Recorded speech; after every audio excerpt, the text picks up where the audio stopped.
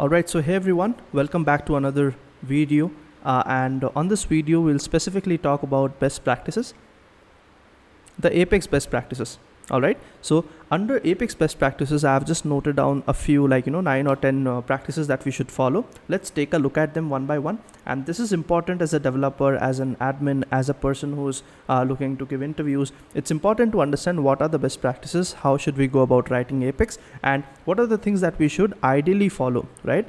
Every developer codes in a different way, and no specific way is wrong, but there are things that might impact the performance of a particular transaction, right, in Apex or in any record transaction that happens in Salesforce. In that case, we need to follow some practices that ensure that we are not hitting governor limits, we are not hitting issues, or we are not creating exceptions, right? So based on that understanding, let's go ahead and start understanding what are the best practices that we should follow. So the first and foremost thing is no hard-coded IDs, right? So if you're already into Salesforce and you are here for the Apex best practices, you already know that every record is assigned a record ID, an 18-digit unique identifier, right? For every record, that's for the database. Now, every record has an ID. It could be record types, it could be profile names, it could be public group ID, it could be the permission set assignment ID, everything has an ID, right? But that does not mean that whenever we need to use it in our Apex code, we hard code it, right? Because these IDs vary from org to org. Sandbox 1 might have a different ID for a particular record, Sandbox 2 would have a different ID for that same record, right? So never hard code IDs as your functionality might not work in the other environments, right, when you promote it. So these IDs are unique to an org, but not across orgs. So it cannot be like, if you have an entire series of sandboxes followed by a production org, all the orgs will support the same ID. It's not that case. The record IDs will vary for the same record in different organizations. All right. So be mindful of not hard coding values in any part of the code. If you want to get any specific value, you have to query it using this schema class, or maybe using the labels you can store to store some static value, but you should never hard code IDs, right? What this will do is this will work in your sandbox org 1, but this will start failing in sandbox org 2. Make sense? Cool. So the second thing is you need to avoid DML or SOQL inside loops. So normally we use loops to iterate over our current iterator, and we want to do some operations on all the records that have currently come in the transaction, let's say, right? What we should avoid is we should not write any DML statement or any SOQL, that's the query, the Salesforce object query language, the SOQL query, inside a for loop or inside a while loop, right? Why is that so? Because we are in a multi-tenant shared environment wherein resources are shared. They are on the cloud, they are not unlimited, they're limited, right? And as a multi-tenant architecture, Salesforce has given us some governor limits, some threshold limits, wherein we get only about 100 SOQL statements, all right, or only 150 DML statements. If you go beyond these statements and you hit the governor limits, your code will fail.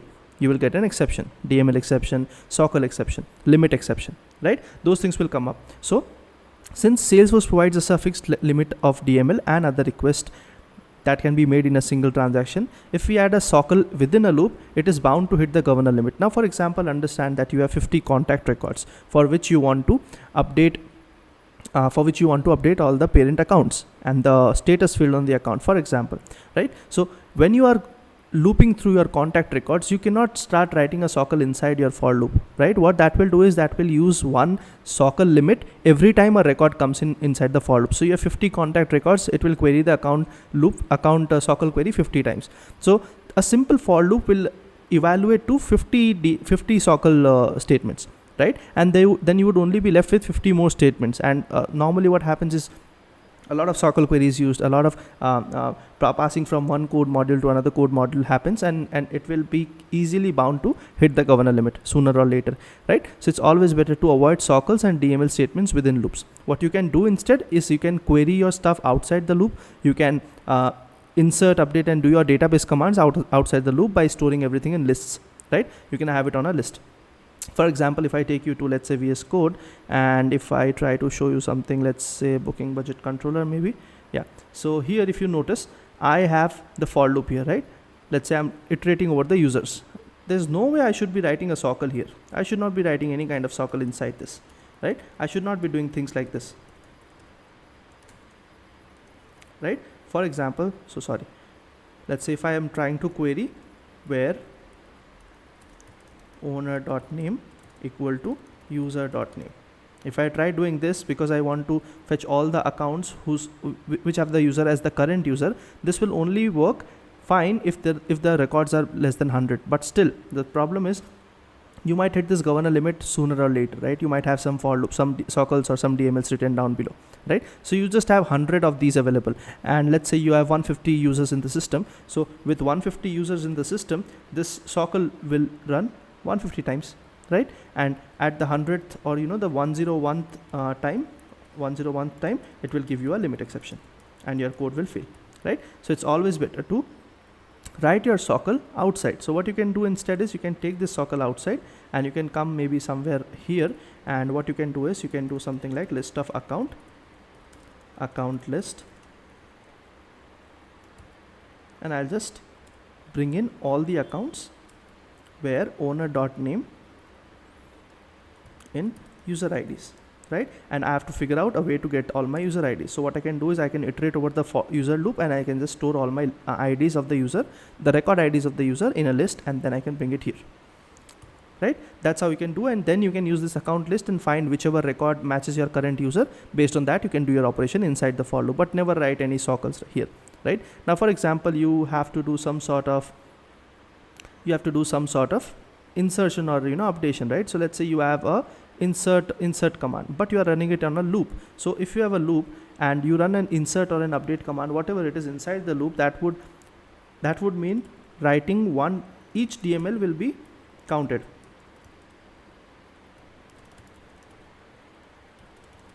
right? And at max you have 150 options, 150 statements that you can use in a single transaction. That's the governor limit from Salesforce. So if you have a loop wherein you have users where there are 150 users, your insertion would start failing, right? And your code will entirely fail because you have written the DML statement inside a for loop. So never do that.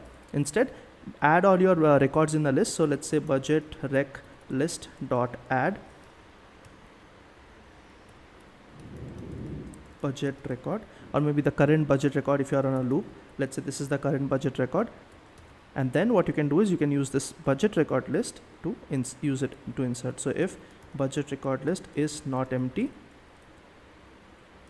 only then go ahead and insert the budget record list, right? So this would basically mean bulkifying your database statements. And if this record list has 200 records, 150 records, that would still go in, right? It won't be a problem because this one insert statement is doing the DML statement for 200 records or 150 records, and the DML statement that would be counted is only one DML statement will be counted. Cool, makes sense? So ensure that you follow this practice of not writing any DML or a SOQL query inside loops, because you might think that there are only 5 records in the system, there are only 10 records in the system, it will not hit the loop. But sooner or later, as code increases, as functionality increases, you have to, you will face that issue someday or later, right? So don't even try to do this when there are less records, or when you are super sure that I won't get the error. Even then, you should follow the practice of writing SOQLs and DMLs outside the loops. Cool. Let's take a look at the third best practice, which is obviously code bulkification, right? A part of what we discussed right now was code bulkification. What we did was we tried to insert things on a list. So Salesforce provides a fixed limit of DML, which we already know. Oh, sorry, this is the avoid DML or SOQL. Let's go to code bulkification. So your code should be able to handle more than one record at a time. Your code should be scalable so that the governor limits can be removed. Now, for example, you have 10 records in the system and you have to work on those 10 records. And whenever you update the status on one record, you would want to, or you would rather really want to just update or play around with that record that comes into the transaction. But that's not always the case, right? You might have users importing bulk records altogether. They might import or make changes to 10 records at a time. How would your code handle that scenario, right? So in such cases wherein multiple records are impacted, or let's say you have a parent-child relationship wherein when you modify a parent, there are multiple children that will get updated, right? So how do you ensure all the children are handled via code? If you go with your code working on just one record, that would not update or ensure that your child records are also updated. So you have to ensure that your code is bulkified in a manner that you take into consideration that more than one record can come into the transaction at the same time. And when that happens, you have to use lists, you have to use maps, you have to do all of that stuff to bulkify your code and insert using lists. You cannot just insert one record at a time, and that also accounts for the DML limits also, right? So you cannot do that. Cool. So always ensure that your code is bulkified. Now, if you don't understand bulkification, it simply means that your code or your module should be able to handle if more than one record comes into the same transaction, right? Let's say 3 records have been modified, they come into the transaction, and you have to write a code that ensures all the 3 records are taken into consideration. They are handled in terms of the code logic, and the code does not break or throw an exception in terms of any governor limits. Cool. All right. Let's take a look at the 4th best practice. Yeah, this is the 4th one. 1, 2, 3, 4th. So write efficient queries. Efficient queries means in SQL, which is our traditional Oracle's SQL language, we have this option that's called select star, right? And every time I remember we had to query something, we did not query the specific fields. We just said select star and we figured out what we needed later, right? But here, Salesforce does not give you the select star option. So what Salesforce does with SOQL is that you can only query the fields that you want. So you can do select ID, name, revenue, amount, currency, dot whatever from account. So you cannot do a star. If you have to query all the fields, you have to write all the fields in a comma separated form, right? You have to do that. But still, what we do is we filter in, or we fetch all the records that maybe are not needed for our current transaction. For example, let's go back to this code and let's try to see. Let me find a simpler example. Let's say I want to, let me see if I have something here. Yeah, so let's take a look at this particular query right here, right? I have a budget object in which I have a lot of fields which I have queried because I need them, which is fine. Even if I query a 1 field or a 2 field extra, that's fine. But what we normally do is, if I need all these fields, what I would do is I would typically write just this query. Let me just take you to a new screen. Oops.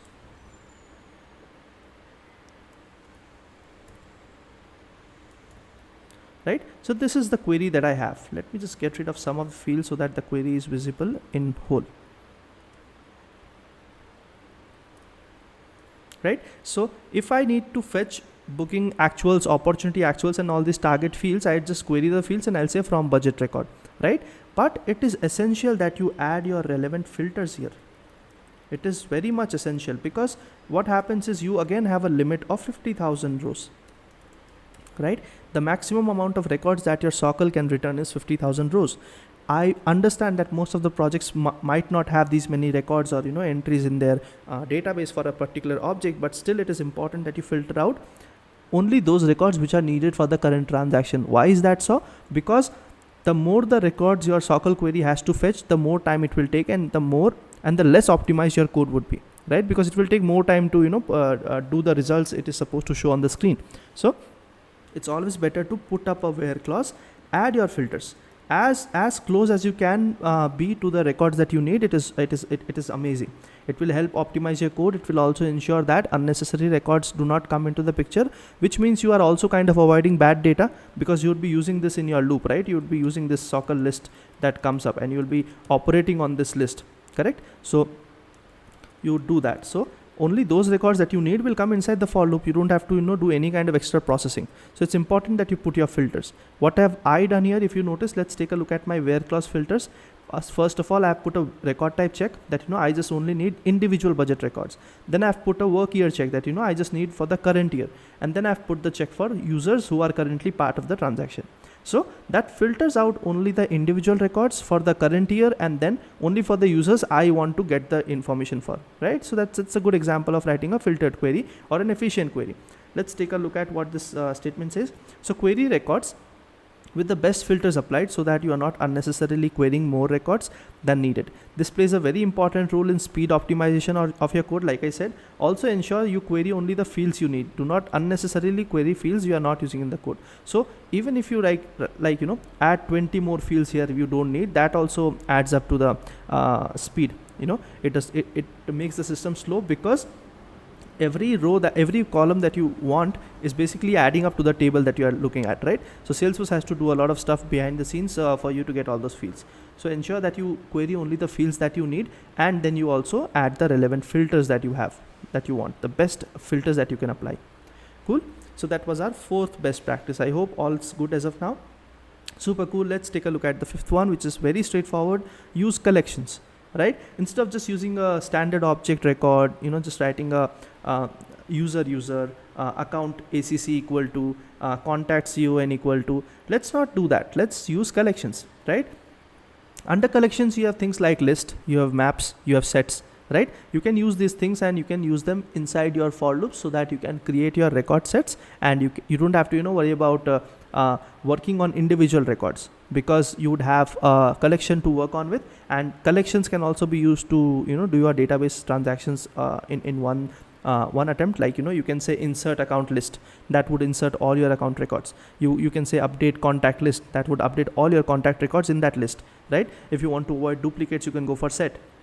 If you want to ensure that you have a mapping, you go for a key value pair and you do it on a map. So that would reduce time complexity, that would reduce your nested for loops, right? And then it would also improve your code scalability.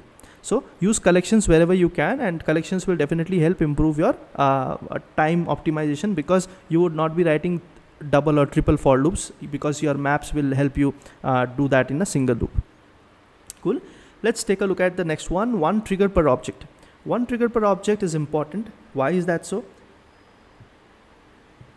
So if we have multiple triggers written for a single object, right, the issue is Salesforce does not tell us which trigger will be executed first. So there's no specific order of execution if there are multiple triggers, right? That would lead to the inconsistency in the order of execution, right? And alongside that, you might have a lot of data in your system. You might be dealing with big data. You might be dealing with a large chunk of data, a good data set, right? So what will happen is both your triggers will query that data and store it in trigger.new or trigger.old, and that would kind of become irrelevant, because you might not need both your triggers or all the 3 triggers that you have written per your object. So always ensure that you write a single trigger per object, and it should handle all your events, your insert event, your update event, your delete event, your undelete event. Keep all the events inside it, but ensure that you write only one trigger per object. Don't do something like, you have 2 trigger files. You are using the before insert event in both of them. You're using the after update insert in after update event in one of them, and before delete in both of them. So don't do that. That would lead to inconsistency. That might also lead to locking of records, and that would not help you with the order of execution. So we'll not know at all where the code is going, how the code is being executed. Cool. Ensure you stick to one trigger per object, and that also goes for your a lot of process automation tools also. Like for flows also, we say that probably have just one flow per event, right? Or have one flow per object. You try doing that. Have one process builder for one object. You might need multiple workflow rules because the entry criteria is different for all, but even process builders can have only one, should be one process per object. You can have all your criteria inside that particular process, right? So try to follow this one trigger per object rule. Let's take a look at the next practice, which is enhanced for loops. What we normally or typically do is we create a list, we query out our stuff, and then we use it inside our iteration, right? But what if there are a lot of records? And your code might run into a runtime exception, right? Because of the huge chunk of data that it is operating on. So it is always better to ensure that you work on a chunk of your data, like how batch Apex reduces the chunk size and does it based on the batch size, right? 200 or 100 sets of record together, and then the next set. Similarly, if you use enhanced for loops, which is nothing but inside for loop you write a SOQL, right? So it would look something like this: for account ACC in, you write your query here. So select ID comma name from account where owner.name in user IDs and revenue greater than 10,000, right? So you can write it here inside your for loop. Now what does this particular SOQL here mean? You are essentially getting 200 records at a time, and the for loop processes those 200 records,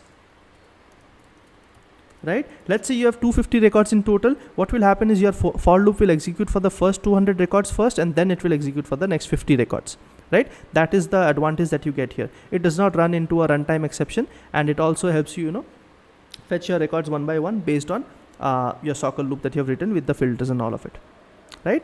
So that's basically using enhanced for loops and the advantage. Let's take a look at the next practice.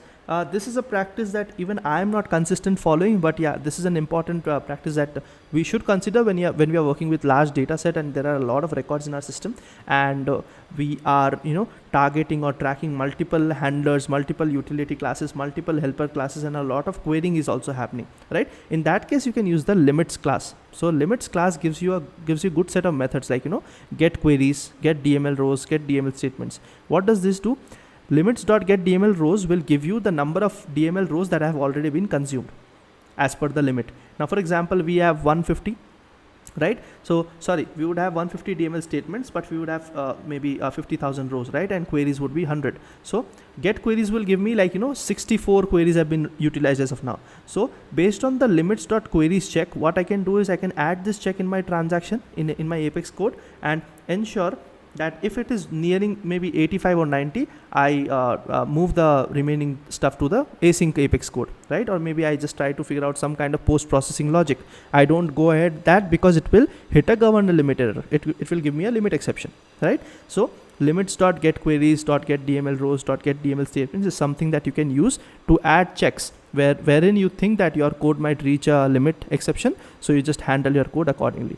Let's take a look at the documentation available for limits class, so it will make sense and it will be very easy to understand. So if I take a look at the limits Apex class, so you see it returns the specific limits. So limits.getDML statement will give you the number of DML statements that you have already consumed, right? All of these methods are available here. You can take a look at CPU time exception, DML rows, limit DML rows, limit callouts, everything that is a governor limit also has a method so that you can check how many of the limits have been consumed and what should I do after that, right? So for example, let's take a look at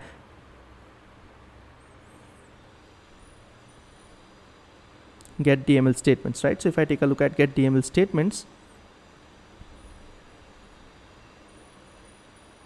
so it returns the number of DML statements such as the insert, update, or the database.empty recycle bin method that have been called, right? So this would give me an integer number like 50, 30, 24, whatever it is, the number of DML statements that have already been consumed. And if it is less than 150, I can continue my processing, and if it reaches near 150, maybe I can put a check at 148 or 147, and I can then break out of my loop or break out of my code logic altogether and do some post-processing, right? So that's where your limits class comes in handy, and you should use limits to ensure that whenever you are working with a large data set, you don't run into the limit error by putting these checks in place. Cool. The next thing is the trigger framework. This is more like a trigger best practice, not really Apex, but since trigger is also part of Apex, so I just put it here. Trigger framework is basically nothing but you need to ensure that you don't write all your code inside the your trigger file. That's the last thing that you would want to do, right? Trigger, first of all, has a lot of events, and every event has to be handled in a different way.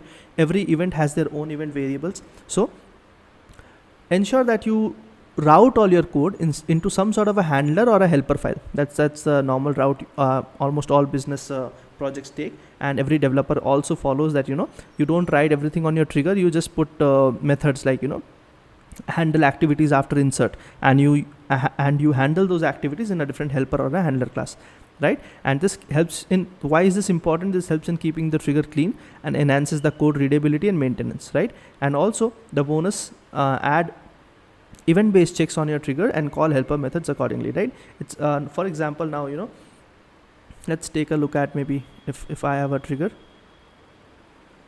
I don't have a trigger code written here, so let's see if I want to create one.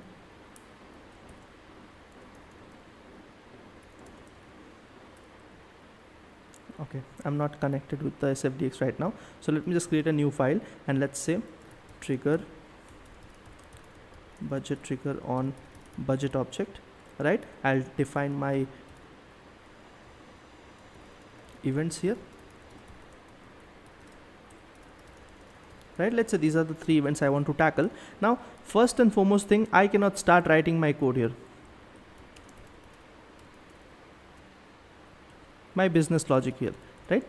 I should not be doing that, right? There are two issues with it. This will not keep your trigger clean. This will not ensure readability. This will not help any person coming after 6 months into your project and trying to understand what's written here. And this will also create more problems for you because you'll have to keep on adding your code here. So it's always better to be a bit modular. So how do you be a bit modular? You say call method 1 for before insert, right?